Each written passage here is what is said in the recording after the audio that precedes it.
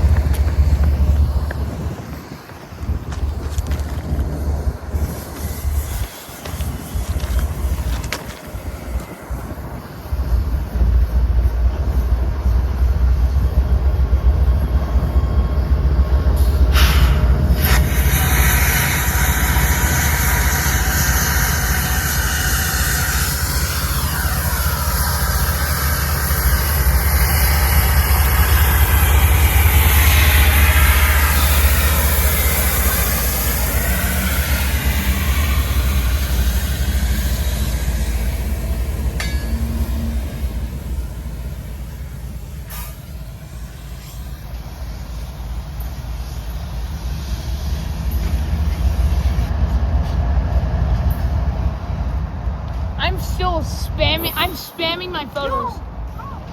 Alright, so now we're going to cut to Cardale, Georgia. And when this thing was coming around the corner, this was when me and Joe first saw CSX 3010. When it was coming around the corner, there was so much smoke behind the trees.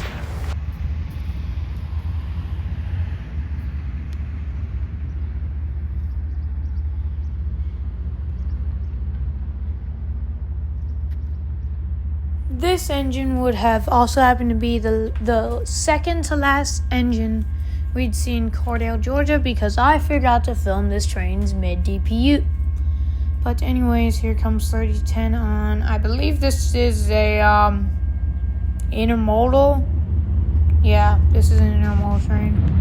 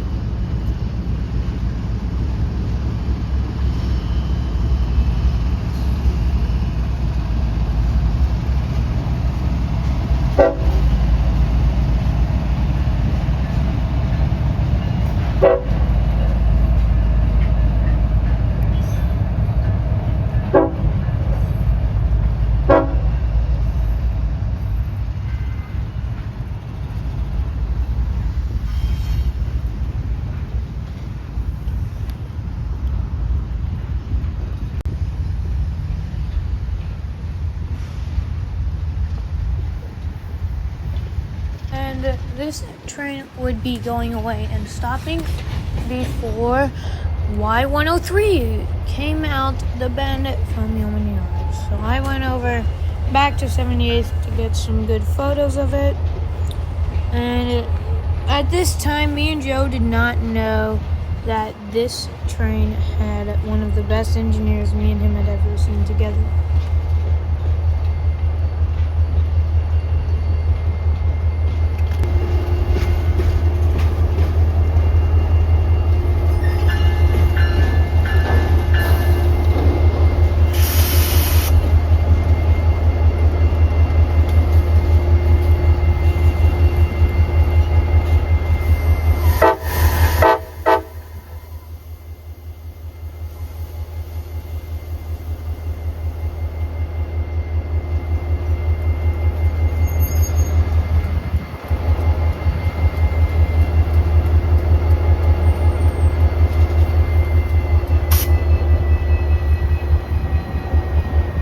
Alright, pause.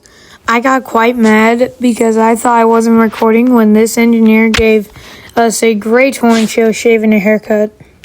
But anyways, unpause.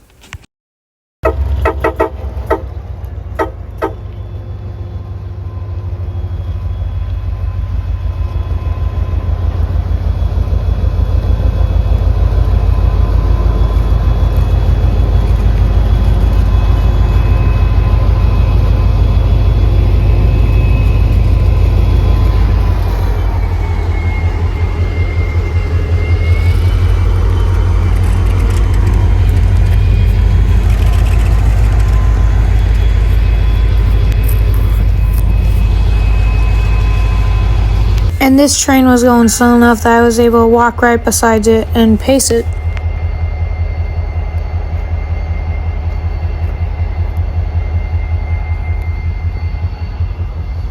And now the ethanol train right beside it would start backing up, so I got video of its engines passing it 4322.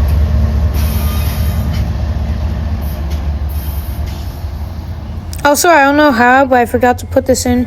The engineer got out the engine and threw us some sick gloves to keep. He just threw off the side of us, and at this time, me and Joe both became foamers.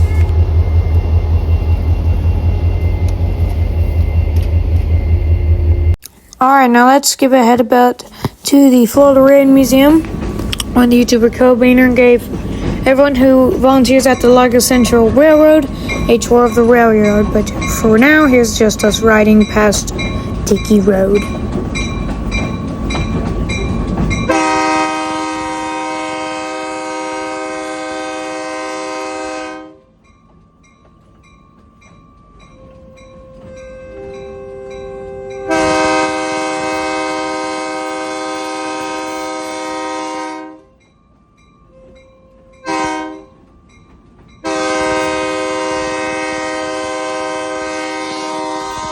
Why do they always replace 204's horn? I don't get it. I feel like they replace its horn every week.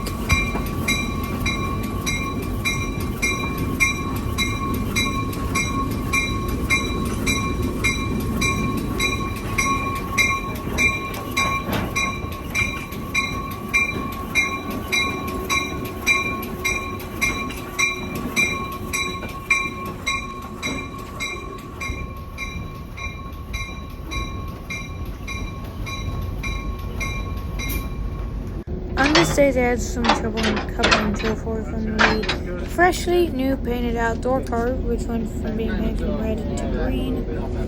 But here they are, coupling the 204. Now pull 204 ahead, and it can run around us and the side track.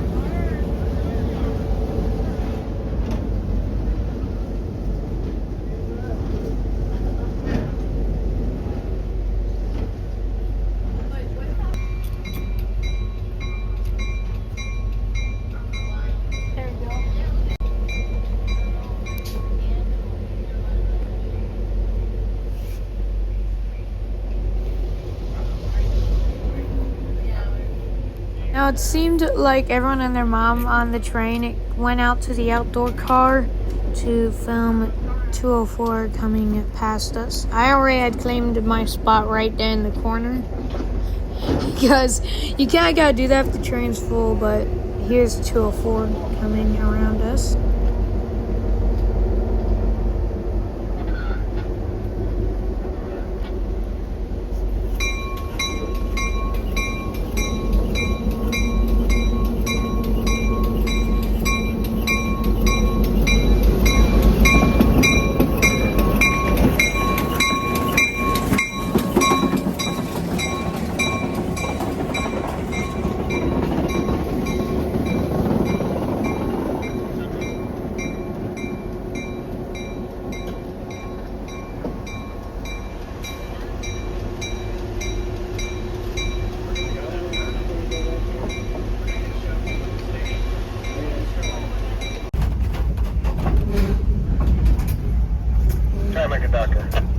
Conductor, are you guys calling the trainer?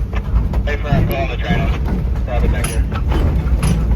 And now the train would be all hooked up, so we would, and then we'd go back to the station in Parrish, go down to a place to eat, and then me and DJ and my father would all come back to Willow Road, that's where the yard is, to get a tour, like a full-on tour of the railroad.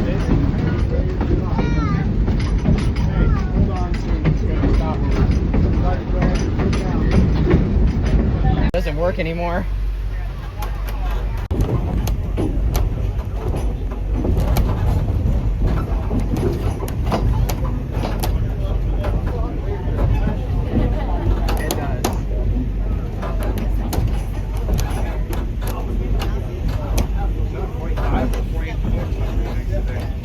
That's 100 there, 44. 44. Yes.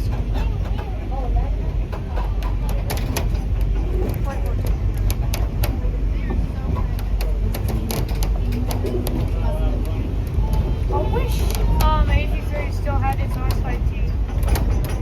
Hey Mark, that's a Conrad going to the same one in Marco. Yeah, that thing works. That thing works. Yeah, they use it. No, this was like years ago. This was originally counted.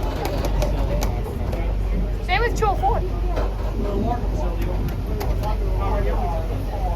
Yeah, that was donated. 204 also was donated from the exact same place. There's been photos of them on the same train.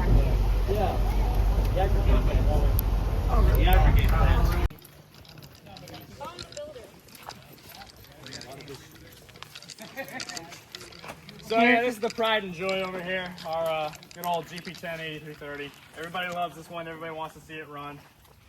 It's a good runner when it does run. It's been out of service since 2018, since one of the cylinder blocks blew up. We had to replace the entire prime mover in its engine.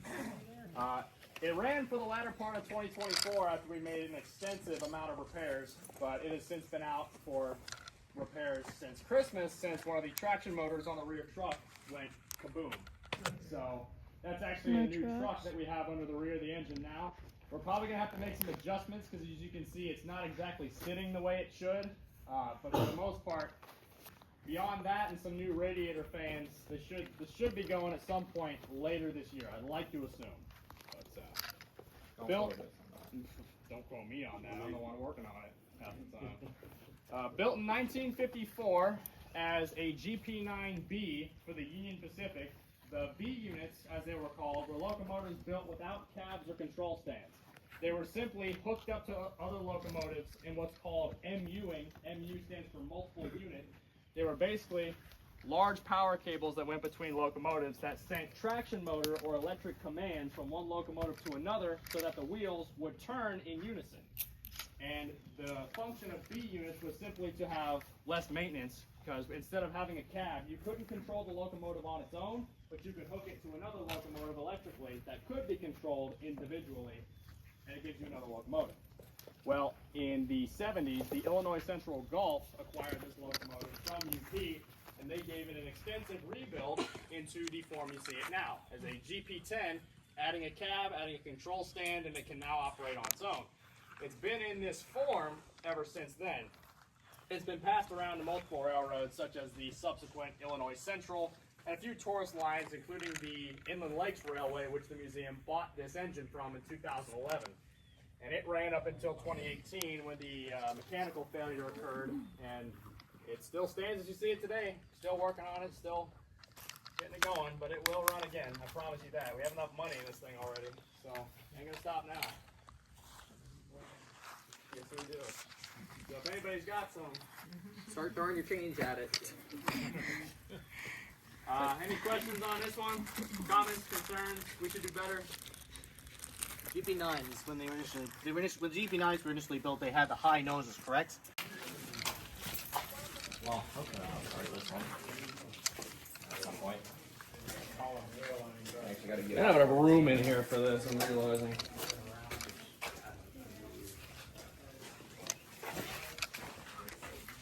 Paint removers. No red tape, 44 tons. pretty much there. No, I'm good. I have to make way here, we got a big crowd.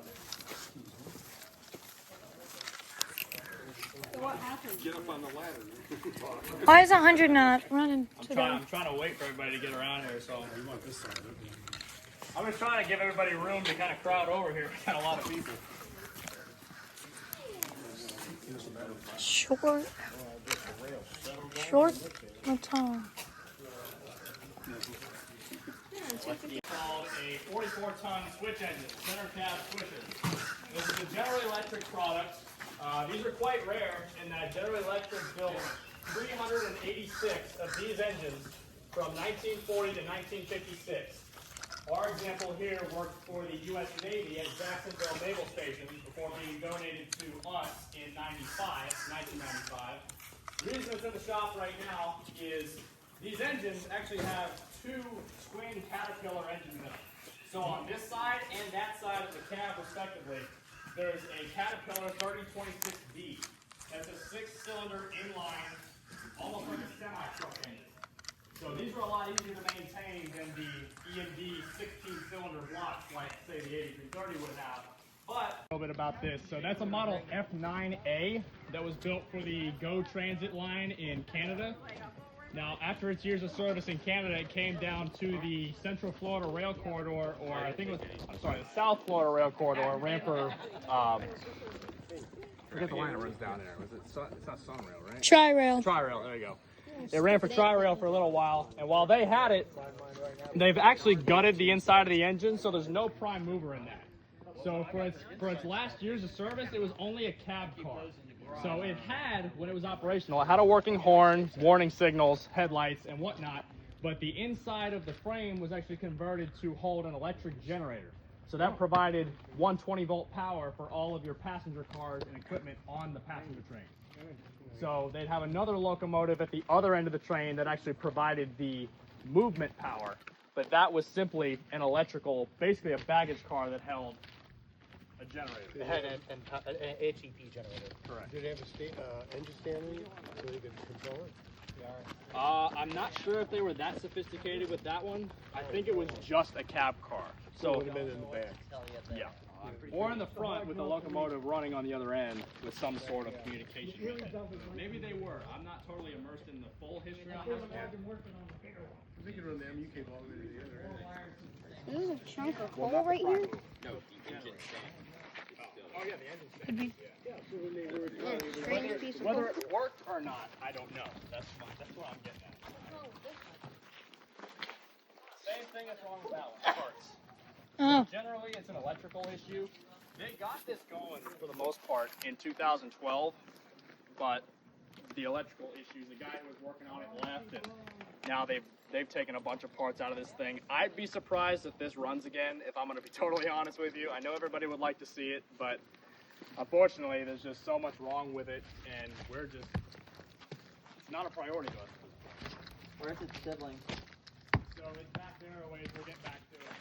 But we'll take a look over here at the truck. This is actually the defective truck that came out of 8330. And this will give you an idea of just how intricate these locomotive workings are. So these trucks weigh close to 41,000 pounds. That's more than the prime mover itself. And that's just to move it. So a lot of the weight on these locos comes from the wheel sets alone. And that's quite impressive. These are your power cables that run from your diesel electric engine. Now I know a lot of you are train guys, a lot of you will know this, but diesel is not directly what moves your train. They're called diesel electric, as your diesel engine butts up to an electric generator that, when spun via the crankshaft of the main engine, creates electricity that drives these electric traction motors. And this rear traction motor is the one that had a problem. From what it looks like, the gears inside this case are not secure. They're basically flopping around, and it causes the wheel to lock up at random intervals. So when we found that out as the train was pulling out of the station at 7 o'clock during Christmas, that was an emergency engine swap at that point. But these are your blower ducts for the traction motors. They're electric components, but they get very hot. So they have blower motors inside the engine where a rubber boot will hook up to this, and that'll basically just keep it cool. That's basically just what that hole is. But apart from that, you've got journal cases on each side of these axles that every 92 days you have to fill with journal oil. So railroads and the FRA have what's called a 92-day inspection, and it's a long list that I won't go through. But it's something that every 92 days has to be checked on these engines.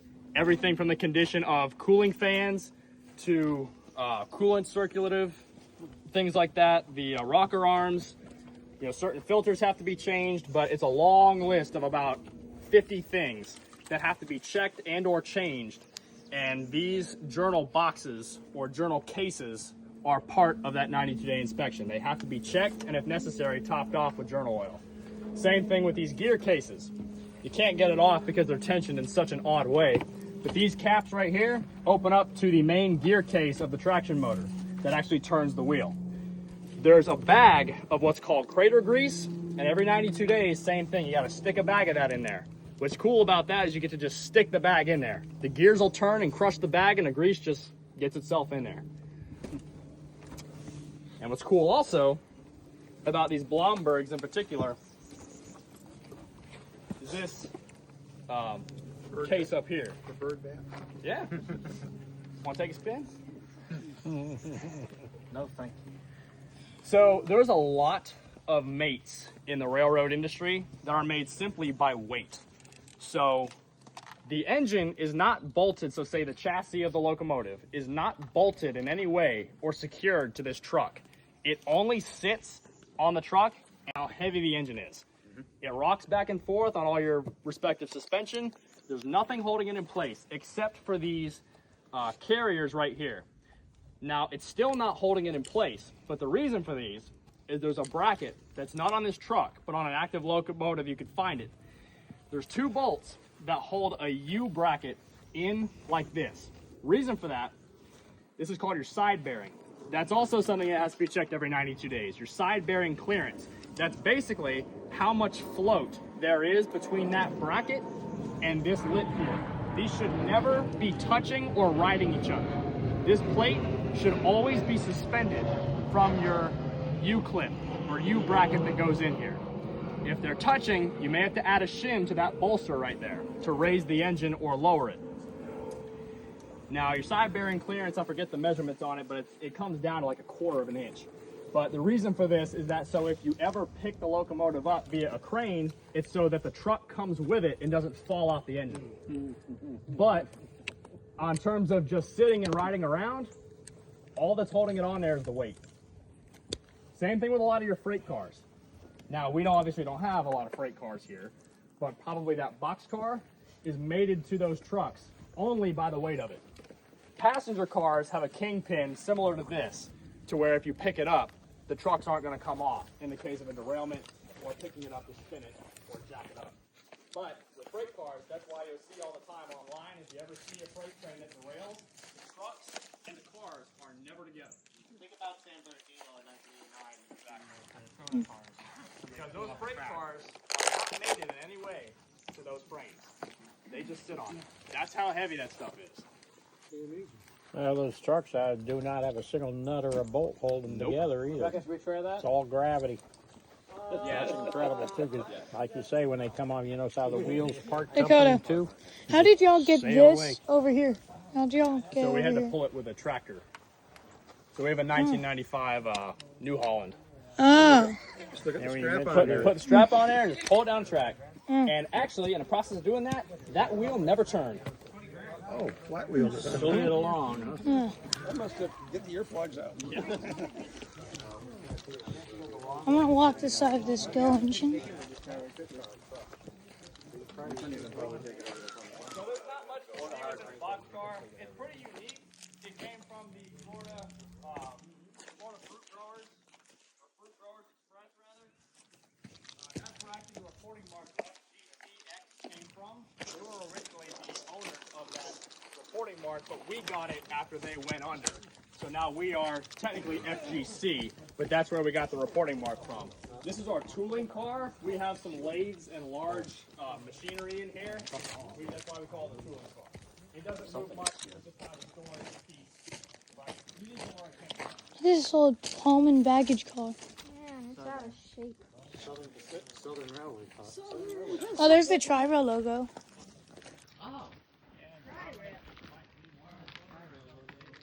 Too bad it's not used like that anymore. I'd love to see that thing run, but it's probably no. It's not running. I forgot they had that. This is a Southern Rail. This is a Southern Railway baggage car. I forgot they had that. Generators, a lot of which actually came from Tropicana. So when Tropicana used to run their juice trains with the orange-colored cars, their diesel generators were mounted on the bottoms of the car, and when they stopped using that style, we got a lot of their old generators. So our electric generators on, say, a stainless car you rode in today probably came from Tropicana. And so a lot of them we store in this car, because we got some of them that are getting rebuilt. But beyond that, I'm not entirely sure where this car came from. I didn't even know we had it until a couple of years ago. How long you been here? I've been here for almost 10 years as a bystander. DJ, Employee for about 2. steam engine down there. Yeah, I know. That's the quick number. Yep. I knew about the crystal. What?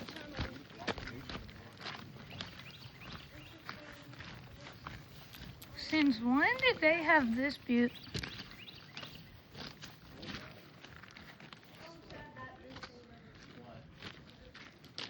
What is this? So that was a former milk car. Oh, It looks like a box car. But it that was makes sense. So obviously we can't go inside of it, but on either side of that door, there's 2 500-gallon tanks. This was one of 40 built. This was an 060, which stands for the wheel configuration. 0 driving wheels, 0 trailing wheels, 6 driving wheels. And this one is unique in that it sits so high off of its wheels. This is the only example of this type of engine remaining, as the rest were all scrapped. This one only being saved as it was leased to the Alabama State Prison, in which the convicts would use this locomotive to haul produce and lumber products.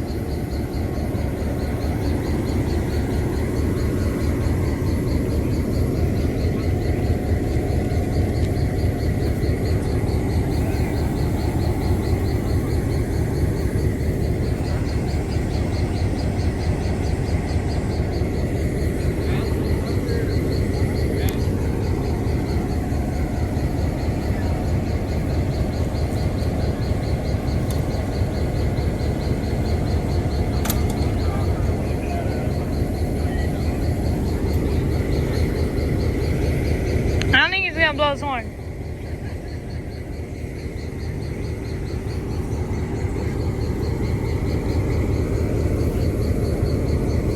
Hello, Joshua.